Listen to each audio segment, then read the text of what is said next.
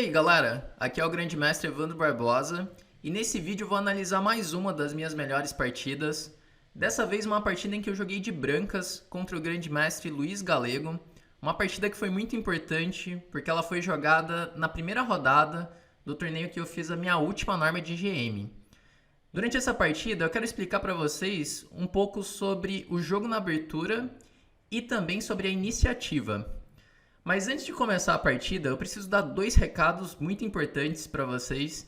O primeiro é que nesse sábado, às 7 da noite, eu vou fazer a primeira live do canal, em que eu vou dar uma aula e também uma sessão de perguntas e respostas. E o segundo recado é que se você ainda não se inscreveu no canal, inscreva-se, é só apertar no botão que está aqui embaixo e não se esqueça de acionar o sininho para receber as notificações. Bom, então é isso aí, bora para a partida. Eu comecei com o lance 1 E4, o Galego jogou uma siciliana, então eu joguei com cavalo F3, ele fez E6, eu joguei com D4 abrindo a siciliana, C por D4, cavalo por D4 e agora A6. Bom, ele joga aqui a siciliana Paulsen. Para quem assistiu ao meu vídeo analisando a partida contra o grande mestre Axel Bachmann, já conhece essa siciliana, porque o Bachmann também jogou a Paulsen. Então eu fiz aqui bispo D3, desenvolvendo o bispo para rocar rápido. Ele jogou com dama C7, que é a casa ideal para a dama nessas posições da siciliana. A dama ela fica bem colocada em C7, controlando a casa E5 e também podendo contra-atacar na coluna C em algumas posições. Eu joguei aqui com roque, cavalo F6, dama E2. O dama E2 ele apoia um possível E5, que já pode incomodar o cavalo de F6. Por isso que ele jogou aqui com D6, levando para uma estrutura bem típica da siciliana, essas estruturas de Scheveningen. Então eu joguei com C4. Aqui eu estou jogando um centro que é bem típico da siciliana, chamado centro Maroczy, que eu coloco esses peões em E4 e C4 para dificultar a ruptura D5 das pretas. Geralmente na siciliana, o preto ele tenta fazer essa ruptura para criar contra-jogo. Então ele jogou aqui com o cavalo de BD7. Casa natural do cavalo, às vezes ele pode jogar com o cavalo E5. Eu joguei com F4, porque agora eu controlo mais o centro, de repente eu posso ter algumas rupturas, como E5 ou F5 em algum momento. Já evito o cavalo E5 dele também. E nesse momento o Galego ele faz um lance G6. Bom, aqui eu acho que é o primeiro momento crítico da partida e eu quero explicar para vocês alguns detalhes sobre o jogo na abertura.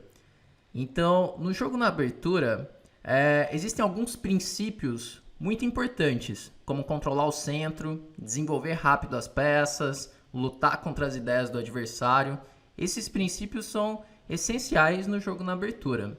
E esse lance que o Galego fez, o G6, ele é um lance que vai contra esses princípios.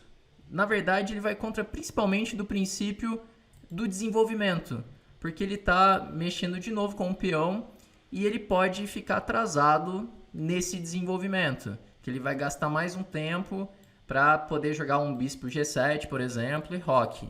Ele poderia, na verdade, ter jogado um bispo E7 seguido de roque. Por isso que esse lance ele já é uma imprecisão. Só que para eu conseguir aproveitar essa imprecisão dele, eu preciso jogar com energia essa posição, eu preciso atacar, né? Aí que entra a parte da iniciativa. Quando você tem uma vantagem, você tem iniciativa, você é obrigado a atacar. Esse é um princípio do Steinitz. Se você não ataca quando você tem uma vantagem, tem iniciativa, essa sua vantagem ela pode desaparecer. Vamos imaginar nessa posição, se eu faço um lance natural de desenvolvimento, como um cavalo C3, bispo G7, bispo E3, e termino o meu desenvolvimento, ele tem tempo para jogar o bispo G7 e rocar. E daí eu não consegui aproveitar a falta de desenvolvimento dele. Então, por isso que esse momento aqui ele é muito importante na partida. E eu fiz um lance aqui que é bem forte, que é o lance F5. A minha ideia é tentar abrir linhas, aproveitar que ele ainda está com o rei no centro e ele está mal desenvolvido. Então, fazendo F5 eu consigo abrir colunas, diagonais e de repente eu posso conseguir atacar o rei dele. Então, nessa posição, o galego ele jogou com E5. Nessa posição. Opa, F5, E5 agora. Eu analisei G por F5, que poderia ser uma opção, mas o rei dele começa a ficar muito aberto. Por exemplo, E por F5, E5 e agora cavalo E6. Tem esse sacrifício que é bem legal, porque depois de F E6, F E6, se ele tira o cavalo de D7, eu tenho torre por F6, recuperando material e já tenho ameaças como dama H5, por exemplo. Então, nessa posição, depois de F5, ele jogou E5 e agora eu levo o meu cavalo para C2. Então, quando ele fez o E5, não abriu tanto a posição do rei, mas ele teve que ceder uma casa muito importante, que é a casa D5. Essa casa D5 agora ela é uma casa fraca, porque não tem nenhum peão que pode defender essa casa. Então ela é uma debilidade. E se eu consigo levar uma peça para essa casa, por exemplo, um cavalo, esse cavalo ele vai ficar muito bem colocado. Por isso que eu já trouxe meu cavalo para C2, que a minha ideia é levar o cavalo para E3 e depois levar esse cavalo para D5. Então ele seguiu aqui com o bispo E7, eu fiz cavalo C3, mais uma peça controlando a casa D5, e aí nessa posição ele faz um lance G por F5. Bom, esse lance enfraquece a posição dele, começa a abrir linhas também, mas não é fácil jogar essa posição de pretas. Por exemplo, se ele rocasse nessa posição, que é um lance natural, eu poderia jogar com bispo H6, torre E8 e agora cavalo E3. E eu já tenho ameaças como cavalo D5. E aqui eu tenho muitas chances de ataque nessa posição. Então ele jogou aqui com G por F5, que ele considerou que o rei poderia ficar mais seguro no centro. Não é uma decisão fácil, eu acho que nas duas posições é difícil jogar de pretas. Mas aí ele jogou aqui G por F5, eu faço E por F5, B6. A ideia dele é de repente jogar um bispo B7, torre G8 e começar a contra-atacar. Só que não dá tempo, porque eu faço cavalo E3 com aquela ideia de levar o cavalo para casa fraca, casa D5. Ele faz bispo B7 e agora eu faço cavalo de C D5. Para colocar o cavalo nessa casa forte, ele joga bispo toma D5, eu faço cavalo toma D5, cavalo toma D5 e C toma D5. Geralmente, quando o seu adversário ele tem uma casa que está fraca, o ideal é sempre ocupar essa casa fraca com uma peça. Por exemplo, nesse momento, a casa D5 era bem fraca, o ideal era sempre ficar uma peça em D5. Só que aqui fica um peão em D5, então aquela casa fraca ela desaparece. Só que eu consegui ganhar outras vantagens com essas trocas. A primeira vantagem é que agora eu tenho par de bispos, numa posição que está aberta. E a segunda vantagem é que abriu mais a posição. Por exemplo, a coluna C está aberta e eu posso ganhar tempos em cima da dama. Então aqui eu estou ameaçando jogar bispo toma 6, ganhar um peão. Ele jogou B5 para defender esse peão. E agora vem outro lance que eu acho bem forte, que tem a ver com aquilo que eu falei sobre a iniciativa. Quando você tem a iniciativa, suas peças estão mais ativas, você tem que jogar com energia, você tem que fazer lances de ataque, tem que tentar abrir linhas, né? Por exemplo, aqui o rei dele está no centro, então tem que abrir a posição de algum jeito.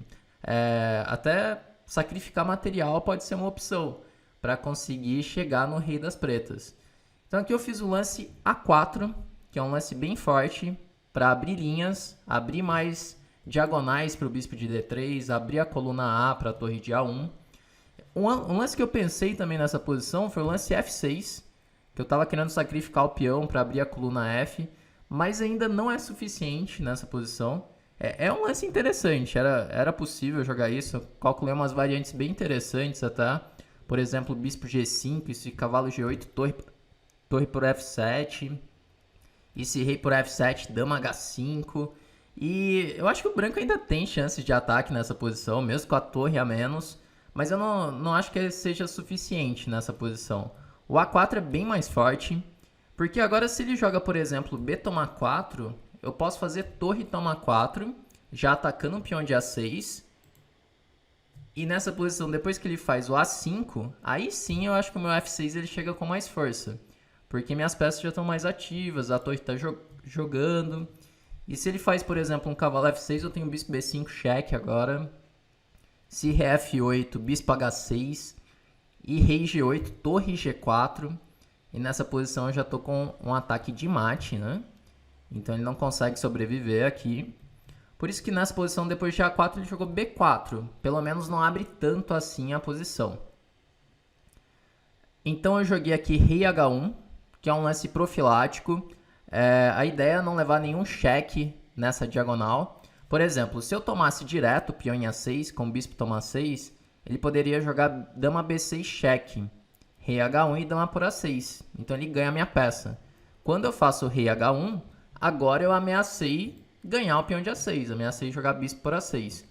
Então ele defendeu, dama B7, já atacando o peão de D5.